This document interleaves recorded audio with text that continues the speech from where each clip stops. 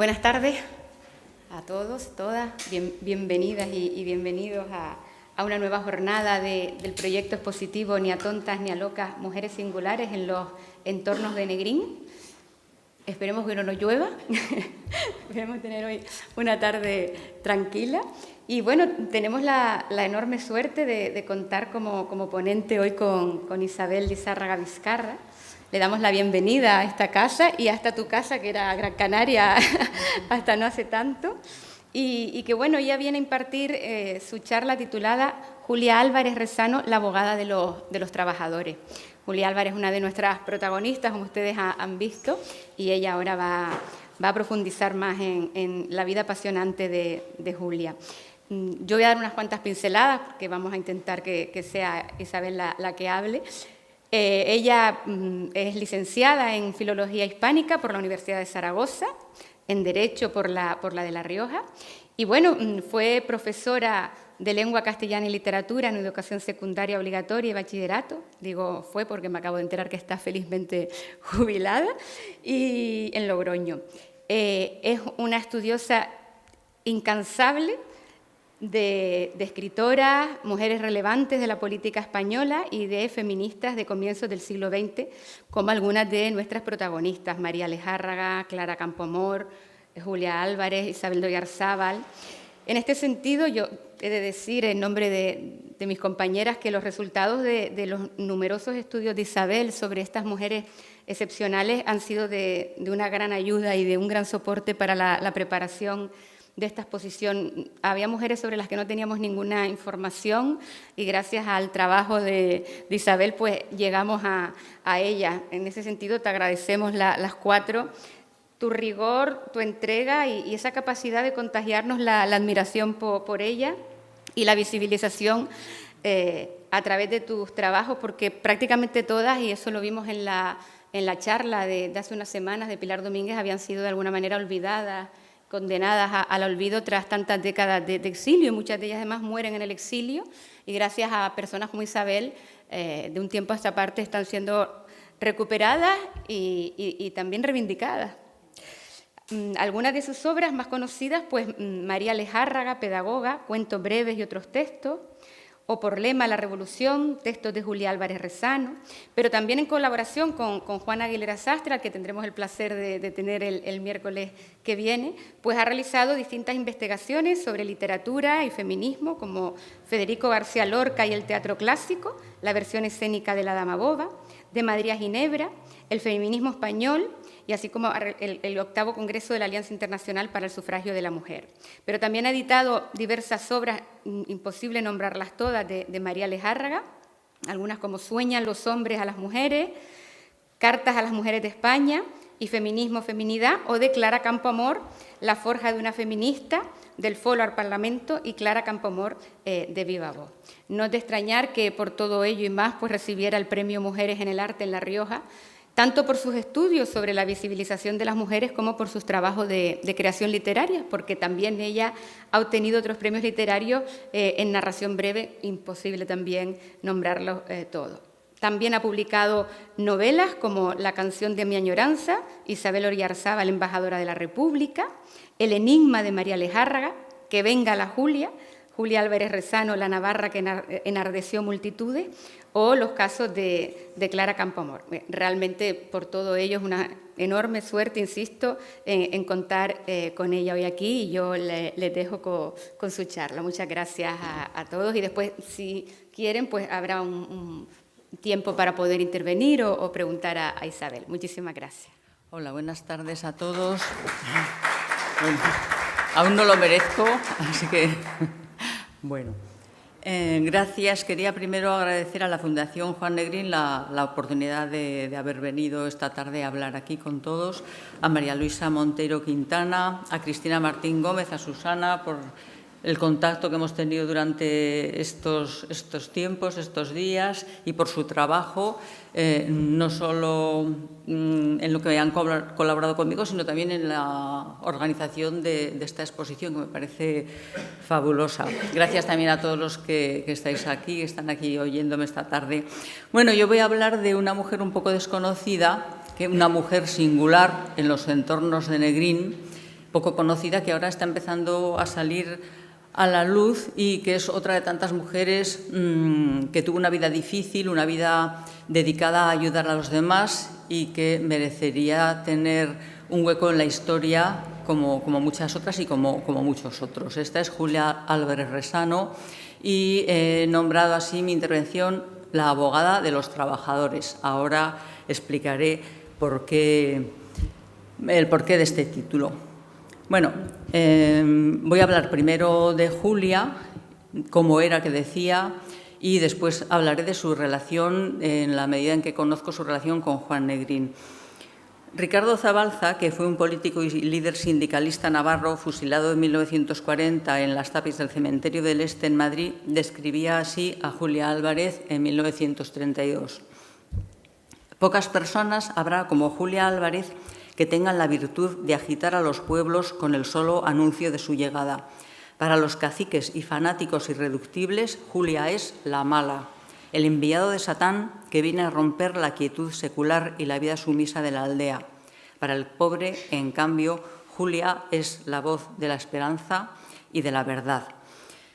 Voy a tratar ahora de descubrir un poco quién fue esta agitadora. Entre otras cosas, sucintamente la recordamos porque fue diputada en 1936, fue la primera mujer gobernadora civil, en este caso de la provincia de Ciudad Real, fue la primera juez de primera instancia y fue la primera magistrada del Tribunal Central de Espionaje y Alta Traición. Yo sobre Julia, a ver si va, no, a ver aquí. A ver, con la ayuda. Para adelante. Aquí. Ajá, es que se estaba dando al otro lado. Sí, no pasa nada. Gracias. Sobre Julia, he escrito esta novela, Que venga la Julia, Julia Álvarez Resano, la navarra que enardeció multitudes, que no es una biografía exactamente, sino es una aproximación a quien fue la mujer que tuvo que luchar contra todo lo que a su alrededor se oponía a que las mujeres fueran protagonistas en ese momento histórico. Es la navarra que enardeció multitudes porque se hizo famosa durante unos años en su pueblo, porque desde muchos pueblos de Navarra, de Guipúzcoa, de Aragón, la llamaban desde pequeñas agrupaciones sindicales para que fuera a dar mítines allí. Por ejemplo, decían, pues es que ha llegado un cura muy radical que está haciendo mucha influencia a las mujeres, que venga la Julia para que contrarreste.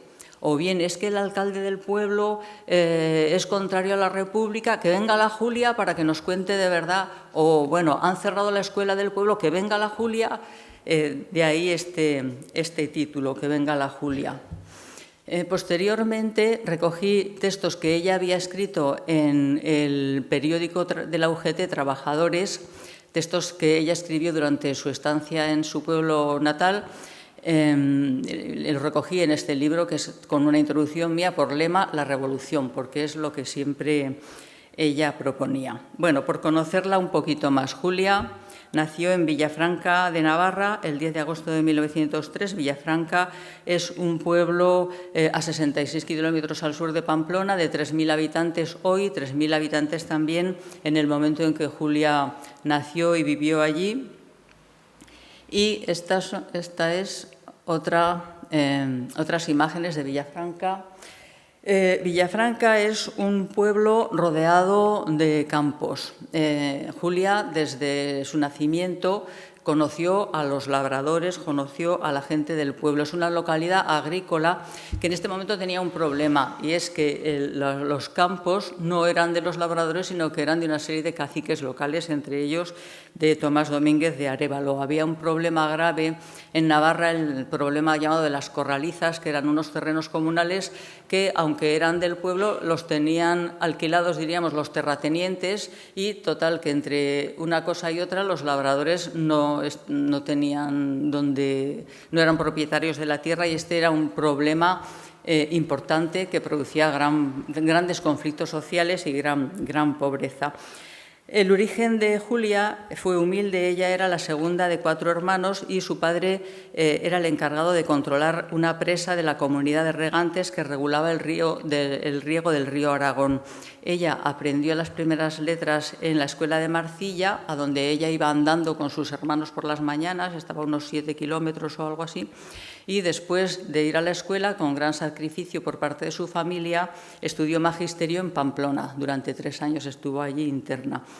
En cuanto acabó, que aprobó las oposiciones, fue a trabajar a Zaragoza y allí, por su afán de aprender, estudió Derecho.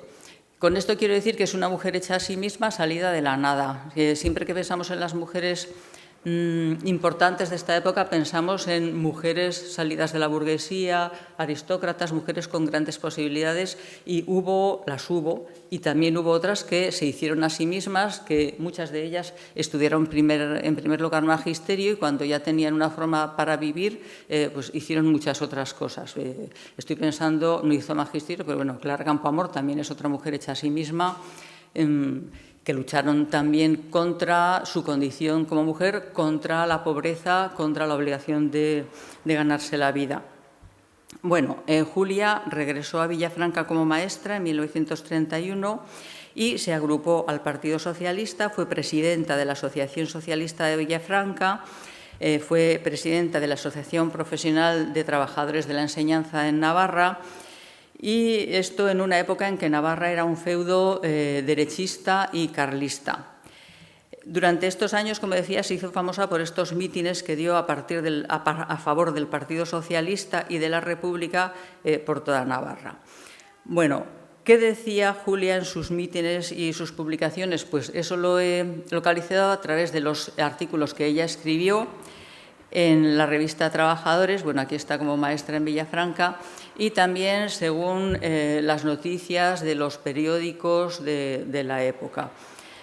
Entre otras cosas, ya que estamos hablando de mujeres, quería recordar un artículo que escribió para El Socialista el 1 de mayo de 1933 sobre las mujeres. Bueno, no voy a hablar de ello, pero claro, en este momento la mujer casada no tenía, bueno, dependía totalmente del marido, no tenía capacidad legal para hacer absolutamente nada, no solo no podían votar, sino que no podían heredar, no podían vender, y se consideraba eso a la mujer algo secundario. Julia la ve así.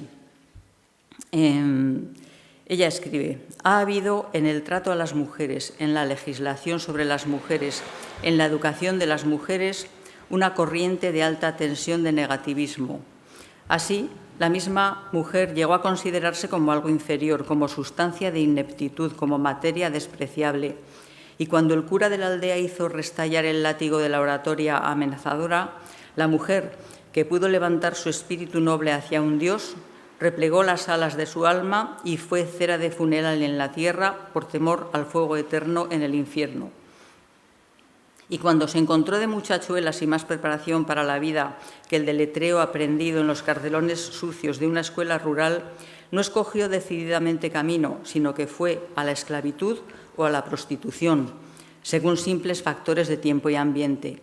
Y siempre en plano inferior, quemó su piel ahechando trigo en los cereales de Castilla, desgarró sus pies guiando carretas por los riscos de Asturias, dobló su espalda labrando las laderas de Vizcaya, se machacó los dedos macerando esparto en Murcia, y no tuvo rebeldía contra la política de hambre y miseria que la rodeaba porque era mujer y no podía protestar. Y mientras se despilfarraban los fondos de las arcas municipales o se hacía en el estado política de guerra que para la mujer era carne de sus entrañas sacrificadas, la mujer cayó y se encogió porque era mujer y no podía intervenir en la actuación de los conspicuos varones que dirigían a los pueblos. Y cuando, aniquilada por la ruina mentirosa de una sociedad que entrega armas para ultrajar a la mujer y no perdona falta que la mujer cometa, pudo alzarse iracunda y rebelde, no lo hizo, sino que fue carne de prostitución deleznable o paria de cerril trabajo, porque se formó su espíritu en negación, que es siempre callar y conformarse. Mujer cosa, mujer bestia, mujer negación. Ese fue el producto de un régimen capitalista. Y ella, claro, a partir de aquí propone que la salvación de la mujer, la dignificación de la mujer, la va a traer el socialismo, que es lo que ella defiende, el socialismo y la república. Bien, aparte de hablar de cómo son las mujeres, Julia Álvarez habla de muchas cosas. Habla, por ejemplo, del paro forzoso y anima también a trabajar a la mujer e incluso, irónicamente, le echa a la mujer culpa del paro forzoso masculino. Dice, la mujer tiene un tanto de culpa de que hay obreros parados, pues ellas nunca se consideran capaces como el hombre y se ofrecen por mucho menos jornal para luego desempeñar el mismo trabajo. Pues no os quejéis, les dice a las mujeres, pero que ya está en este momento defendiendo la igualdad de salario y animando a las mujeres, las anima a trabajar, a sindicarse, a colaborar, a participar en la vida política. En todos estos mítines que dan los pueblos hablaba, como decía, de muchas cosas. Entre ellas se dedica a desechar las falsas ideas que se difundían en ese momento sobre el socialismo. Y ha dicho que Navarra era un feudo derechista, muy radical en ese sentido. Por ejemplo, decía a los campesinos que los socialistas no iban a quitarles sus mulas, sus vacas o sus tierras, ni mucho menos a sus hijas, sino que eso lo hacía el capital, representado por esos señores y señoritas vagos de los pueblos, por ese dueño de la fábrica o ese rico burgués a quien van las mujeres a servir para mantener a los pequeños que quedan en casa. Voy a poner otra que se me olvida. Bueno, este es el periódico donde ella publicaba muchos de sus artículos.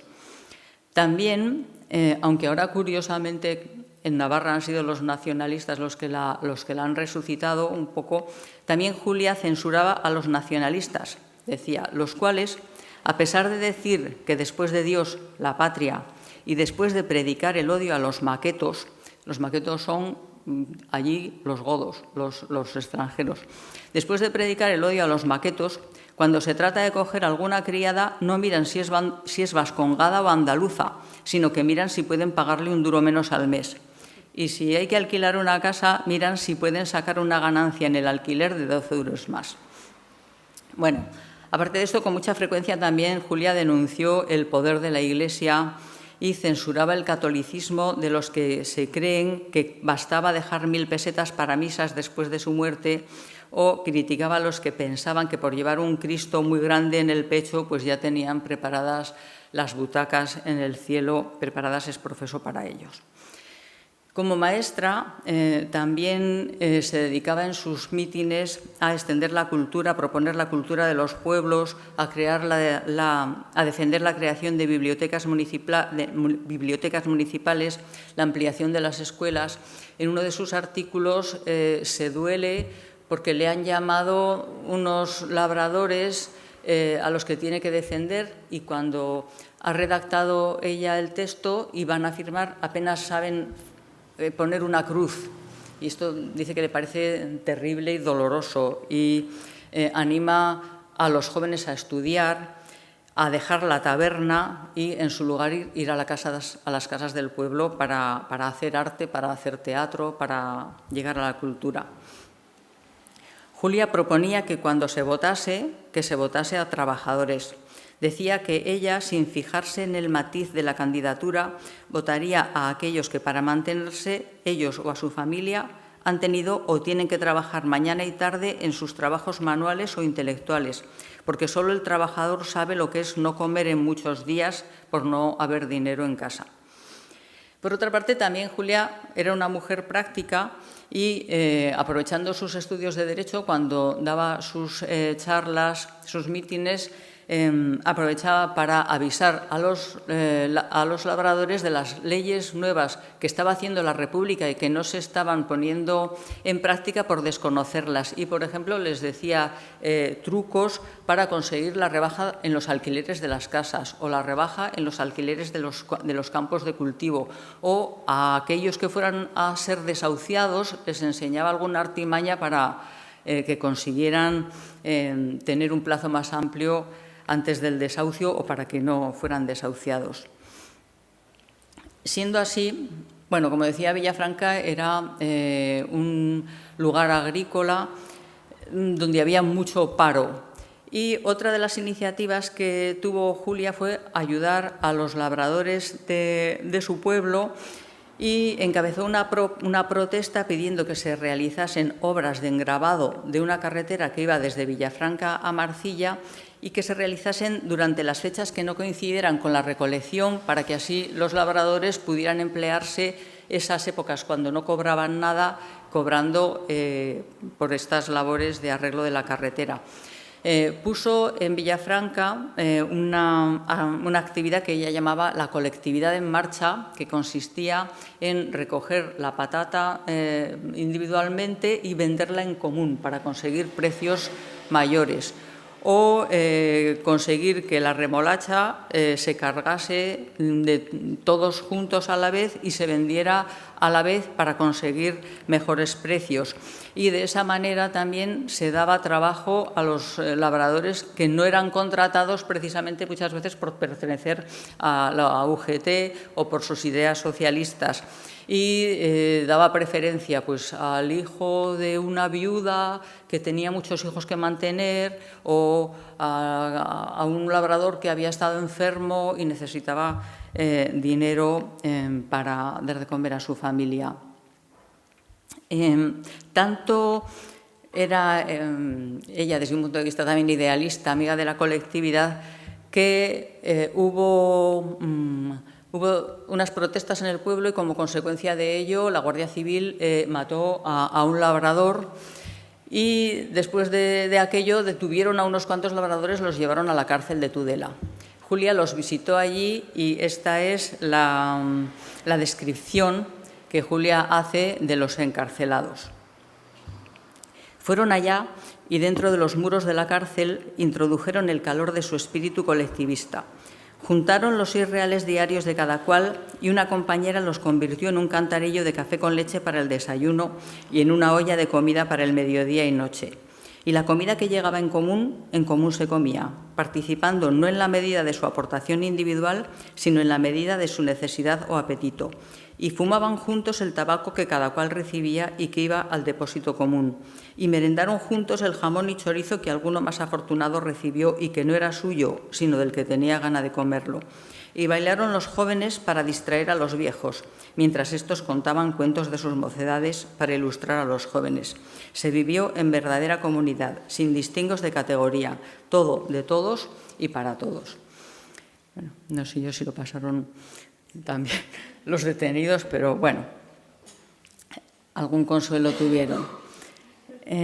Bueno, esta es Julia, la que decía Zabalza, Julia la mala, el enviado de Satán que venía a romper la quietud secular y la vida sumisa de la aldea. Pues bien, esta Julia, que se había hecho a sí misma, como yo decía, en 1933, la primera vez que las mujeres pudieron votar, decidió presentarse a las elecciones de noviembre del 33 y se presentó candidata al puesto de diputada por Navarra y también por Guipúzcoa. Siguió haciendo los mítines. A mí esto me impresiona bastante porque pienso en una mujer salida del pueblo, que ha vivido con los labradores, que ha estudiado con sus propios medios y que se atreve a dar el paso ante la opinión pública, el paso personal de querer representar, de luchar por sus conciudadanos, de querer llevar algo bueno por su actividad a España. Bien, este es un momento clave de la historia y la periodista Magda Donato así lo vio y publicó, ¿es este? No, es este. Bueno, aquí las elecciones, la mujer española, en el momento en que se están preparando para votar y van a votar. Decía, Magda Donato publica en el periódico Ahora, el 16 de noviembre de 1933, una relación de mujeres que quieren ser diputados. Diputados, en este momento se decía así, masculino. ¿Cómo piensan las candidatas que lucharán por toda España el próximo día 19? Y hace una entrevista de todas las mujeres que se presentan a diputados a estas 10. Entre ellas están las famosas Clara Campoamor, Victoria Kent y Margarita Nelken, que ya habían sido diputadas en el 31, y una de ellas, la que tenemos más abajo, Julia Álvarez Resano, a la cual presentó como maestra nacional, abogada socialista. Y Julia, en sus declaraciones, reflejó sobre todo lo que ella vivía, que era su compromiso para solucionar los problemas de los trabajadores. En la entrevista, Julia dice: la tierra debe ser del que la trabaja. Hay que llevar al Parlamento a aquellos diputados que consigan la pronta aplicación de la reforma agraria. Las escuelas deben ser laicas, hoy solo lo son en la ley. Hay que buscar por medio del Parlamento, socialista en su mayoría, el que se cooperativice el trabajo y la tierra y demás medios de producción pasen a poder de los trabajadores. Es lo que está haciendo ella en Villafranca. Dice, único medio de terminar con el paro obrero. A nuestro partido, más aún que llevar diputados al Parlamento, le interesa ir formando conciencia de clase, preparar revolucionarios, educar a las masas obreras, para que estén preparadas a derribar cualquier parlamento y cualquier régimen que se oponga a la marcha de la socialización. Esta es su ilusión y su teoría. Bueno, llegados aquí, ¿qué más puede hacer Julia Álvarez? Pues ha estudiado Derecho, pues lo que hizo fue darse de alta en el Colegio de Abogados de Navarra y se estrenó ante el Tribunal de Urgencia de Pamplona para defender a Ricardo Zabalza, que había sido acusado de un delito de injurias al jefe del Estado y de excitación a la rebelión, y para estos delitos el Ministerio Fiscal pedía una pena de más de 7 años de prisión. Tuvo un gran éxito porque consiguió que fuera absuelto Ricardo Zabalza y posteriormente también defendió a los labradores que hemos visto encarcelados en la cárcel de Tudela y también salieron a la calle después de pagar algunas multas, algunos de ellos. Bueno, lastimosamente, a pesar de todos sus esfuerzos y de sus deseos, Julia Álvarez y el Partido Socialista perdieron las elecciones en Navarra. Triunfaron totalmente las derechas y entre ellos pues Tomás Domínguez de Arévalo, el conde de Rodezno, el propietario de gran parte de las tierras que rodeaban a los campos de Villafranca. Con esto, las condiciones de vida de los derrotados pues, empeoraron terriblemente, sufrieron mayor represión, la Guardia Civil los vigilaba, eran perseguidos. Julia recibió distintas amenazas, incluso algún tipo de agresión, y ella pues, denunció que los diputados que habían salido elegidos, los diputados de las derechas, no iban a representar al pueblo. De hecho, de 450 diputados que había en este momento, Julia dice que han sido elegidos, de estos 450, 200 son abogados. Y dice que el pueblo nunca hubiera creído que los abogados iban a servir para otra cosa que entorpecer los asuntos sencillos. Dice, para el pueblo, el abogado es el defensor del rico, es el que ampara la propiedad, es el que teje y desteje principios y leyes en defensa del que paga. Y ella, como muchas veces también pensamos eso a veces, y ella como abogada decía que las necesidades urgentes no se solucionaban con abogados. No sé si tengo esta. Y escribe para el semanario Trabajadores este comentario acerca de los abogados en el Parlamento. Así vemos un poco cuál es su forma de ver los problemas. Dice, el trabajo de bufete, el perfilamiento, la lectura florida, el estudio detenido para evitar doble sentido o falsa interpretación son cosas de tiempo sereno y paz económica. Cuando los campesinos no encuentran tierra ni jornales, cuando se cierran las fábricas para dejar parados en las calles, cuando es pan y libertad lo que se necesita para salvar a España, no es una cámara de abogados el camino. Hoy es el día del derecho, del decreto revolucionario, de la disposición enérgica, de la determinación rápida.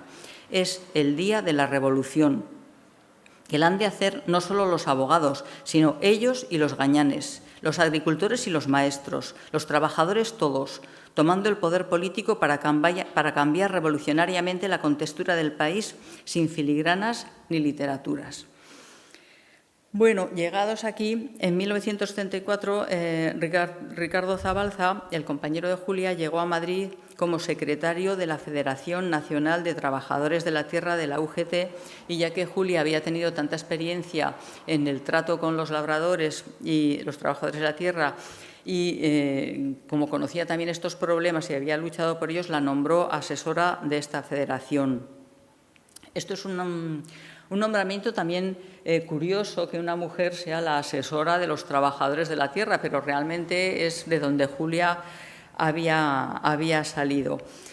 Por otra parte, en estos momentos, Julia Álvarez en Villafranca decía que tenía bastantes dificultades, incluso nadie quería alquilarle una casa para vivir porque, como habían ganado las elecciones las derechas, tenían mucho poder en el pueblo y había gran temor a relacionarse con Julia. Así que Julia dejó su puesto de maestra en Villafranca, opositó a una plaza de directora del Grupo Escolar Rosario de Acuña en Madrid, dejó Villafranca y, además de atender a la asesoría y de dar clases en su escuela, abrió un despacho como abogada, ya que había empezado a trabajar como tal. En Madrid siguió luchando por sus ideas, pero aún así veía que la República no estaba colmando todas las ilusiones que se habían depositado en ella. Y el día 14 de abril, con motivo, más adelante, con motivo del día, no tengo imagen de esto, con motivo del Día de la República, al ver a sus alumnos en la escuela y ver los problemas que siguen teniendo, ella denuncia esta situación y escribe: mientras melifluas con cadencias de poesía llegaban a nosotros las elegantes frases sobre adjetivación de la palabra república, pretendíamos adentrarnos en aquellas cabecitas rubias y morenas y ver lo que había tras algunos rostros macilentos y exangües y darnos cuenta de la realidad de la vida de aquellas criaturas. Cuadros diversos cruzaban nuestra imaginación. Esta pequeñita es hija de la mujer que el otro día nos habló de que la desahuciaban de la casa. Son muchos hijos. El marido está enfermo hace años. Aquella morenucha es hija de una viuda que está gastada de trabajar y que en la actualidad no encuentra dónde ocuparse. Ese mocetón de 14 años es el mayor de los 9 hijos de un bracero, que nos decía el otro día, apretando los puños, que sus hijos se mueren de hambre. Veíamos casuchas miserables, habitaciones sórdidas, gentes apiñadas en tugurios, una mano formidable, férrea y cruel, apretando todos los tornillos de la vida de estas gentes humildes, que son las familias de nuestros niños de las escuelas nacionales. Y al apagarse las últimas notas del himno nacional, sin quererlo, con fuerza irresistible de alma dolorida, nos levantamos a despedir a los niños y no pudimos menos que terminar nuestra despedida diciéndoles: para que celebréis un día las fiestas de una república en la que no haya niños sin escuela ni casas donde no se pueda comer pan. Con todo este trabajo de Julia como asesora de la Federación Nacional de Trabajadores de la Tierra y abogada en Madrid, en esta época seguía siendo una gran novedad.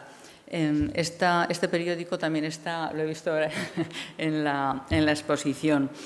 La periodista Carmen Paya, en febrero de 1935, escribe un artículo para La Libertad donde recoge los nombres de las pocas mujeres que en estos momentos están ejerciendo el título de Derecho en Madrid y que actúan como abogadas en la Audiencia Provincial de Madrid. Bueno, desde 1910 las mujeres pueden acudir libremente a la universidad. En 1925, la primera mujer abogado que se colegió en el Colegio de Abogados de Madrid fue Victoria Kent. En diciembre del 25, Clara Campoamor. 10 años más tarde, en 1935, hay 7 mujeres juristas frente a un total de 2.000 abogados. A Carmen Paya esto le impresiona y como periodista dice que este es un número muy escaso, pero es importante desde el punto de vista moral e intelectual porque los primeros en conquistar una posición, dice, son siempre los más valerosos. Entre estas mujeres, como vemos, están Clara Campoamor, Victoria Kent, Matilde Huici, Concha Peña, María Eugenia Hernández, Heroína Ruiz y la más reciente de todas, en 1935, doña Julia Álvarez. A ella la entrevista y dice Julia que lo que más le interesa son las cuestiones obreras y que le interesa sobre todo defender a los que, por no poseer medios económicos, no suelen encontrar fácilmente quien se encargue de sus asuntos. Bueno, pasando un poco más a su vida personal, en este momento conoce a Amancio Muñoz de Zafra, apodado el Lenin cartagenero por su radicalismo, y se casa con él. Amancio así fue primero sastre, luego maestro y luego se hizo abogado. Contaba que había estudiado Derecho porque no encontraba a nadie que lo quisiera defender y que la toga que usaba la había cosido él mismo, porque era sastre también. En la puerta de su casa pusieron un letrero que decía Julia Álvarez, Resano y Amancio Muñoz Zafra, abogados. Estos son en esta época.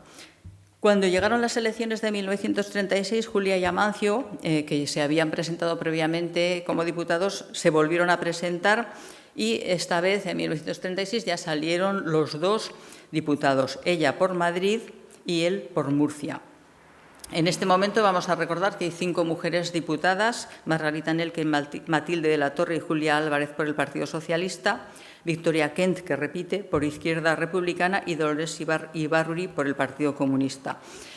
Los periódicos recalcaron en este momento como una novedad ante la opinión pública el hecho de que un matrimonio se hallasen juntamente en el Congreso.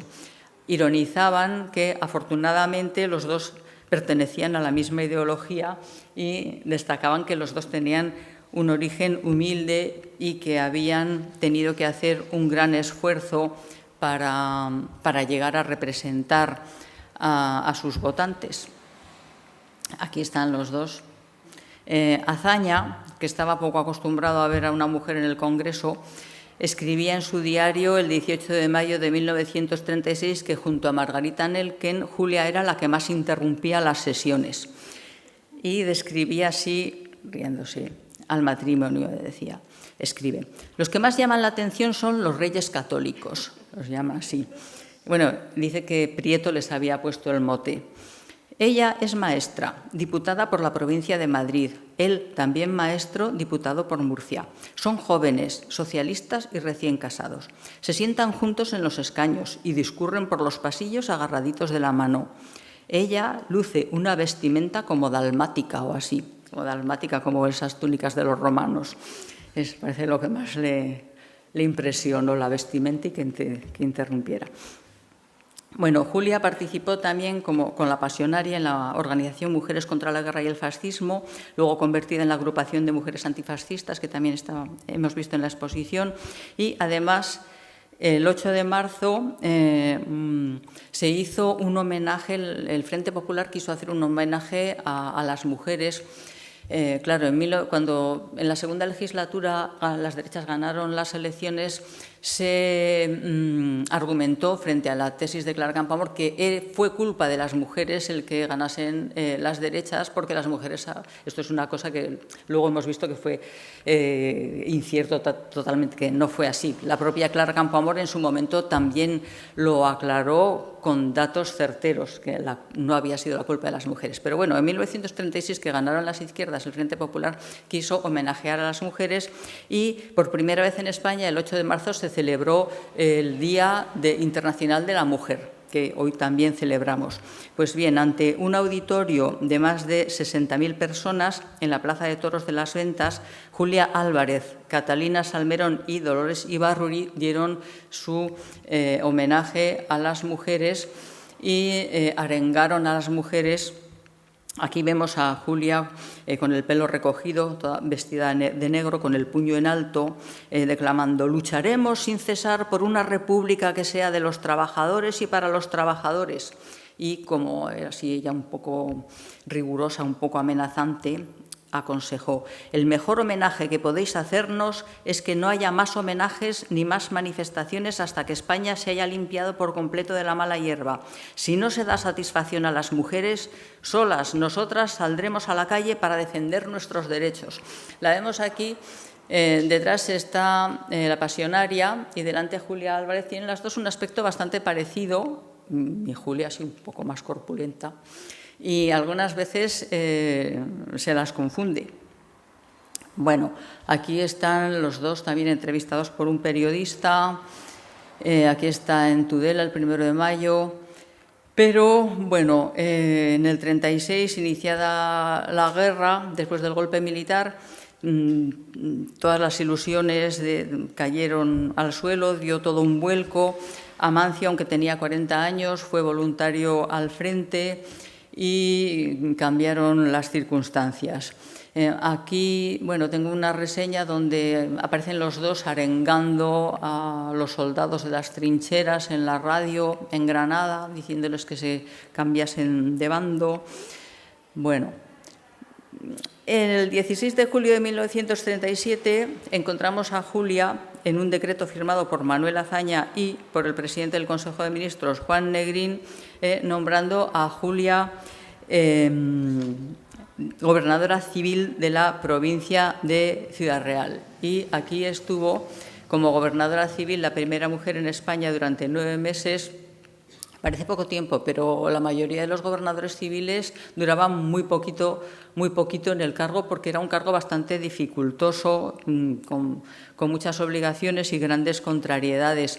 En este momento, Julia se ocupa especialmente de intentar abastecer de alimentos a la provincia, de servir de granero a la España republicana. Luego, por otra parte, también tiene que controlar las licencias de armas, realizar obras para que no se interrumpieran las comunicaciones, incluso obligar a las personas que tuvieran animales a realizar obras para acondicionar los caminos. También hubo unas grandes avalanchas de inmigrantes que venían de Andalucía, que hubo que acoger de alguna manera en las casas. Bueno, fue una cosa bastante complicada. Renunció también, empujada por las críticas que recibía por no favorecer a los socialistas, porque decían que no hacía suficiente por ellos y que a veces apoyaba a los comunistas. Bueno, cuando cesó como gobernadora civil, no sé si se me está haciendo tarde, fue también la primera juez interino de primera instancia e instrucción en Alberique, Valencia. Según la legislación, la mujer no podía ser juez interino de primera instancia, pero la República se saltó esta negativa y Julia lo fue. Y fue también magistrada interina del Tribunal Central de Espionaje y Alta Traición. Yo creo que no hay documentación sobre esa época, porque creo que todo se llevó a Barcelona y se quemó en alguna chimenea antes de que entrasen los fascistas. Amancio, que se había alistado como voluntario, murió en octubre de 1938 por una afección pulmonar que contrajo en el frente, y Julia lo sustituyó como suplente en la Diputación Permanente de las Cortes. Bueno, sabemos que una vez acabada la guerra, como a muchos otros republicanos, los golpistas suspendieron a Julia en el ejercicio de la abogacía. También fue depurada como maestra, y en su pueblo, desde el comienzo del golpe, se obligaba a gritar a los vecinos por la calle que muera la Julia, la puta del Congreso. Era llamada así la puta del Congreso como forma de denigrarla. A muchos de sus compañeros de la colectividad En Marcha, aquellos de la venta de la patata, fueron asesinados por los caminos y fueron asesinados la mayor parte de ellos. Igual que digo también que Ricardo Zabalza, que fue apresado en el puerto de Alicante, también fue fusilado después, como he dicho, en Madrid. Julia salió de España con los últimos combatientes que cruzaron la frontera y se exilió provisionalmente en Francia. Estuvo recluida en verano del 39 en el campo de concentración de Riel, cerca de Poitiers, donde ejercía las labores de maestra, y fue denunciada a la Gestapo y detenida en Marsella. Condenada a pena de muerte, pudo escapar de la cárcel y se dice que integró en una red de la resistencia francesa, aunque no hay pruebas de ello. Se dice que dormía con una pistola debajo de la almohada y que vivía desplazándose constantemente de domicilio para que no la encontrasen. Sí que es cierto, sí que se sabe que participó en el SER, en el Servicio de Evacuación de Refugiados Españoles, y en la Unión Nacional de España, que abandonó en verano del 45. Estaba alineada con la facción liderada por Negrín, fue negrinista, y dirigió una versión del Socialista editada en Toulouse entre octubre de 1944 y 1945. Coincidió, que yo sepa, con Negrín al menos en 2 ocasiones, una en febrero de 1945 en París y otra en México. Aquí quiero agradecer a la Fundación Juan Negrín y a Cristina Martín Gómez, que me lo ha proporcionado, unos documentos que también están en la exposición y que certifican o que prueban, que ilustran esta relación de Julia con Juan Negrín. Se da fe de estos contactos que hubo en el exilio. No sé si lo tengo por aquí también. Esto sí, también está en la exposición. Bueno, Juan Negrín viajó desde Londres a Francia a finales de enero de 1945 y se alojó en el Hotel Lancaster de París. Allí recibió una nota del puño y letra de Julia que dice lo que aquí pone: vendré a verle a las 7 para saludarle y hablar de algunos asuntos que me interesa conozca usted. Saludos afectuosos, Julia. Al día siguiente, 1 de febrero, Negrín en su diario registra que ha saludado en el hall del hotel a Julia Álvarez con una acompañanta, dice. No estaba citada hoy y no pude atenderla, vendrá mañana con Enrique Santiago. Existe también, gracias a la Fundación Juan Negrín, otro documento que se llama el Memorándum sobre la visita hecha al doctor Juan Negrín por una representación de la Comisión Ejecutiva de la UGT emigrada en Francia, de 2 de febrero, en la que figura Enrique Santiago como presidente y Julia Álvarez es la tesorera. Aquí se recoge en este memorándum las palabras de ellos, y los dos ofrecieron su apoyo a Juan Negrín.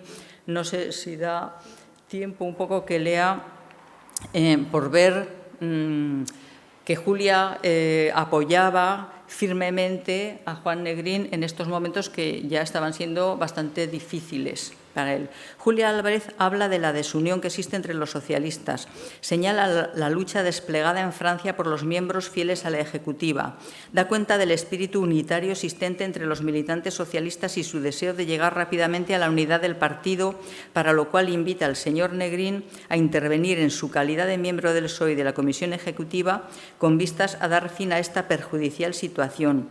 Ratifica los acuerdos del Congreso y la confianza de la UGT en Francia al último Gobierno de la República presidido por el señor Negrín. Explica el anhelo de los ugetistas de impulsar la lucha para restablecer la República en España. Más adelante, Julia Álvarez vuelve a intervenir y argumenta sobre algunos problemas planteados y se resume la discusión ratificando la UGT su confianza al doctor Negrín para que haga rápidamente todos los esfuerzos posibles con vistas a restablecer en torno a su gobierno ampliado y reforzado la unidad de todos los republicanos españoles y se acrecienten las luchas contra Franco y Falange por el restablecimiento de la República y de la legalidad constitucional republicana. Se confirma la adhesión del Congreso que expresa el deseo de los sujetistas y de la mayoría de los españoles y que constituye el punto fundamental de la visita. El 3 de febrero, nuevamente, Negrín recuenta las visitas recibidas, entre las que se encuentra la de Julia Álvarez y la de Irene Morante, que era esta visitanta. Esto ha sido en enero en París. Pues bien, nos vamos a ir a octubre. Juan Negrín va a México en julio de 1945, el 16 de julio está en Cuernavaca, el 17 de agosto dimite como presidente del Consejo de Ministros y está en México hasta mediados de noviembre. Pues bien, en esta ocasión, por otra documentación que esta vez se encuentra en el archivo María Lejárraga, hay una carta de Ramón Lamoneda dirigida a María Lejárraga desde Cuernavaca, donde habla de Julia y de que Julia viajó a México en octubre de 1945, dice, para asistir a las reuniones de nuestras Cortes, que fueron el 7 de noviembre. Unos meses más tarde, el 27 de enero del 46, Lamoneda vuelve a escribir desde México a María Lejárraga y menciona: Julia Álvarez estuvo aquí todo el mes de diciembre. Nos contó sus aventuras durante la ocupación y, aunque tiene aquí a su madre y a sus hermanos en México, regresó a París, donde trabaja activamente con unas agrupaciones socialistas que, según parece, tienen mucho entusiasmo. Ella es joven y fuerte y soporta bien las escaseces y las agrias polémicas con otros socialistas. Bueno, aquí Julia tenía 43 años, todos los exiliados debían estar bastante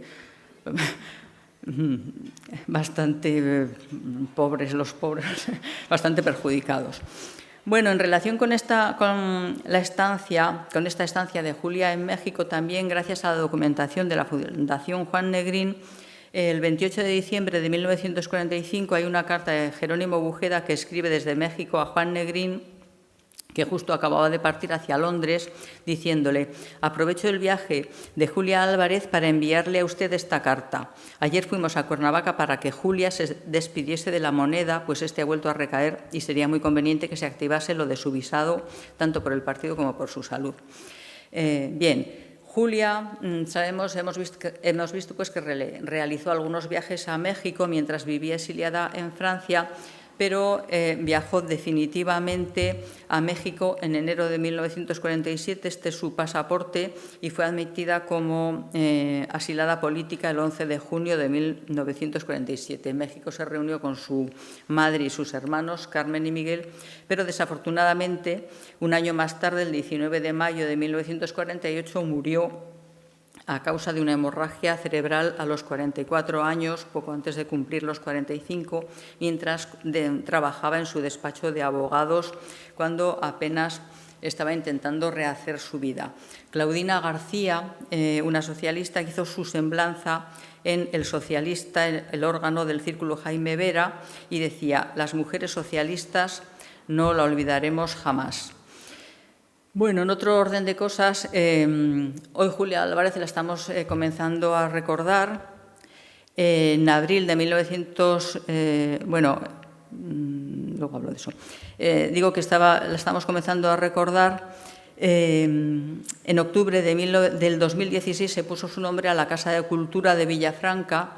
4 años antes habían intentado poner su nombre a una plaza en Villafranca después de una recogida de firmas populares, pero en ese momento gobernaba en Villafranca Unión del Pueblo Navarro y se negó a que llevase su nombre a una plaza, y le pusieron Plaza de la Juventud. Años más tarde, la Casa de la Cultura adquirió su nombre y en 2018 el Parlamento de Navarra también puso su nombre a una sala del Parlamento de Navarra. También, como hemos visto en la exposición, sabemos que en 1946 Juan Negrín y otros 30 socialistas fueron expulsados del Partido Socialista, entre ellos Julia Álvarez, y en julio del 2008, a propuesta de la Federación de Canarias, como hemos dicho, fueron rehabilitados Juan Negrín, Maxau, Julio Álvarez del Valle, Ramón La Moneda, etcétera, etcétera, y Julia Álvarez. Para acabar, cuando yo pienso en Julia Álvarez, me vienen como tres imágenes a la cabeza, en donde yo resumiría su figura. Por una parte, pienso en una maestra que pedía pan y escuelas en su momento, en una mujer que defendió a los labradores en los tribunales de justicia, que es una cosa novedosa y excitante para una mujer. Y, por último, en una luchadora fiel a su ideología hasta sus últimos días y leal a Juan Negrín, el último presidente del Consejo de Ministros de la República Española. Este es el recuerdo que yo tengo de ella. Bueno, tengo aquí algunas otras novelas que he escrito sobre Isabel Oyarzábal, que mandaré algunos ejemplares aquí, que lo he traído. Sobre María Lejárraga, Luz Ajena, y sobre Clara Campoamor, que está ahí, y también sobre la lucha de las mujeres para conseguir el voto y la participación de las mujeres en el feminismo internacional. Bueno, y este es el último, que acaba de salir ahora en enero, sobre Josefina Blanco, que es la que se divorció de Valle Inclán, de la mano de Clara Campoamor, que también es otra mujer que creo que merecería la pena recordar. Y yo creo que ya me extendió bastante. Si queréis alguna pregunta, alguna duda. Gracias a todos por la atención. Bueno, muchísimas gracias por tu magnífica exposición. Todavía hemos aprendido más sobre esta persona que merece por sí sola, no sé si una película, pero una serie seguramente sí. Bueno, ahora si ustedes quieren hacer algún tipo de pregunta, cuestión, pues encantadas de darles la palabra. Tenemos un micrófono y estamos a su disposición.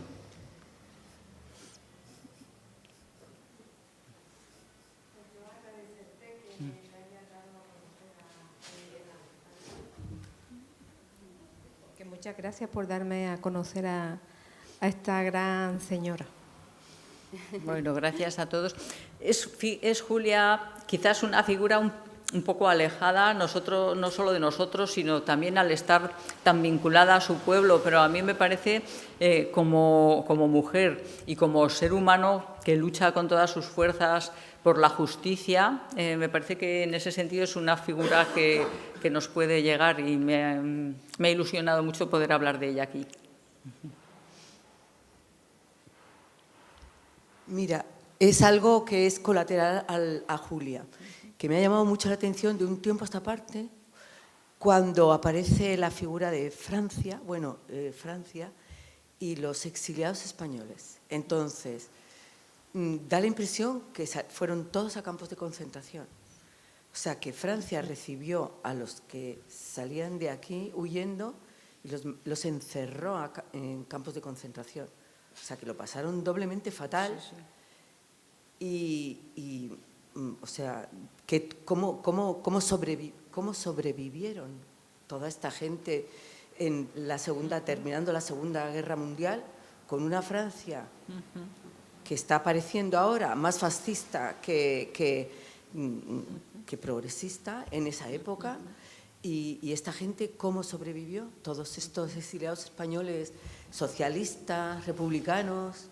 Si tienes alguna idea. Sí, seguramente María Luisa seguro que tiene más idea que yo. La verdad es que es terrible la vida que pasaron. Bueno, yo conocí a una sobrina, nieta de Julia Álvarez, que también salió con 5 años exiliada con sus padres del puerto de Alicante, y contaba, ellos fueron a Tetuán, que su padre tuvo que trabajar semiesclavo haciendo el ferrocarril y que luego por fin pudieron ir todos a Francia. Son unas vidas rotas para empezar desde el principio y con un olvido total en España y en la democracia.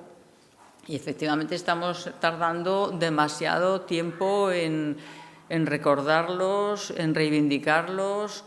Y es terrible que tenga que ser así. Y en esto, tanto merece la pena hablar de los hombres como de las mujeres que todavía han sido más olvidadas y que sufrieron del mismo modo los rigores de la guerra, del exilio, del olvido. En fin.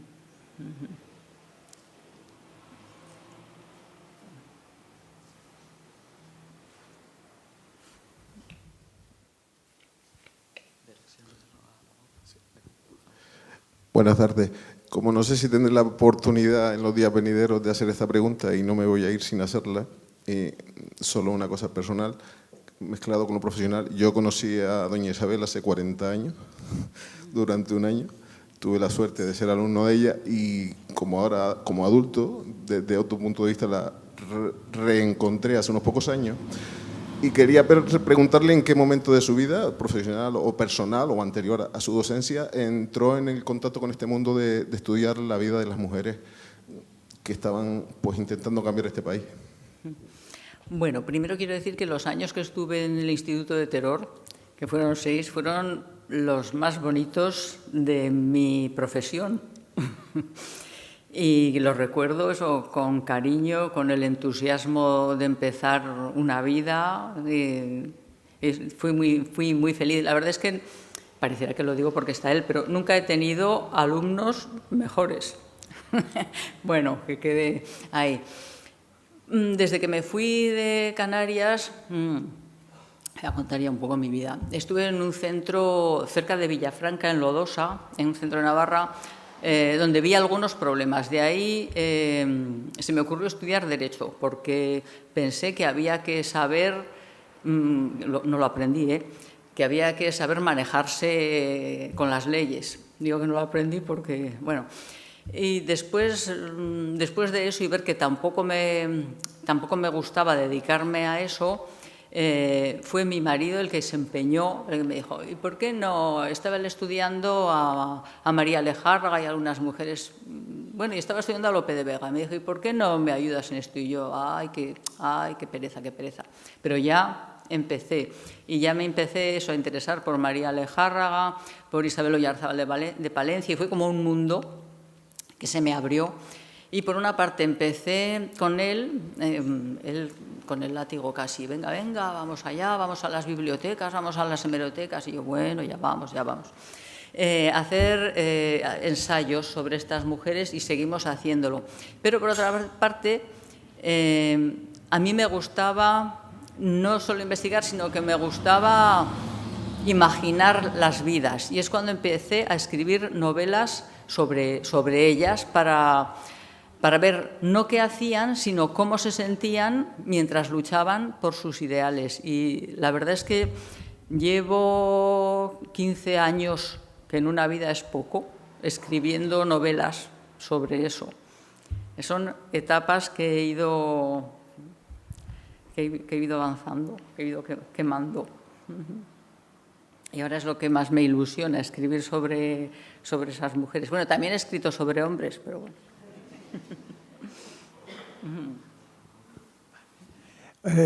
Preguntarle, por favor, si conoce las características de la familia de Julia. De Julia, y le iba a decir Josefina. De Julia. ¿De dónde sale una mujer tan fuerte? Sí.